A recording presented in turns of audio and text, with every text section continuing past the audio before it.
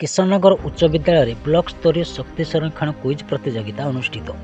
जातीय शक्ति संरक्षण दिवस पालन अवसर में किशननगर उच्च विद्यालय परिसर में प्रधान शिक्षयित्री सुप्रभा साहू प्रत्यक्ष तत्वावधान रविवार ब्लॉक स्तरीय लिखित क्विज प्रतियोगिता अनुष्ठित होता।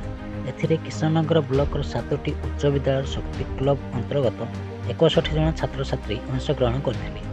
एथिरे ओडिशा आदर्श विद्यालय रणाकटार 10म श्रेणी छात्र निगमानंद साहू प्रथम, उरुकुला ग्राम पंचायत राधाकृष्ण उच्च विद्यालय 10म श्रेणी छात्र आदर्श साहू द्वितीय और ओडिशा आदर्श विद्यालय रणाकटार 10म श्रेणी छात्र आयुष मेंडुली तृतीय स्थान अधिकार कर पुरस्कृत होते। यही अवसर में किशननगर उच्च विद्यालय प्रधान शिक्षयित्री सुप्रभा साहू सभापतित्व में पुरस्कार वितरण कार्यक्रम अनुष्ठित होता।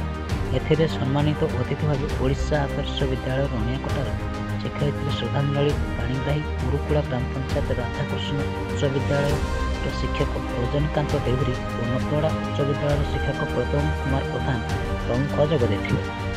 शिक्षक संक्रांत केशरी पृष्टि कार्यक्रम परिचालन करते शिक्षक जाग्रत कुमार साई, सुनील दलाई, चिन्मय घरुआ, सुधीर कुमार गार और शिक्षयित्री प्रमोदिनी प्रधान, प्रियंका प्रियदर्शनी प्रमुख परीक्षा परिचालन में सहयोग करते।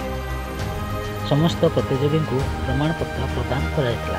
अनुगुल जिलूर स्वतंत्र प्रतिनिधि गोविंद चंद्र नायक रिपोर्ट, न्यूज ओडिशा टीवी।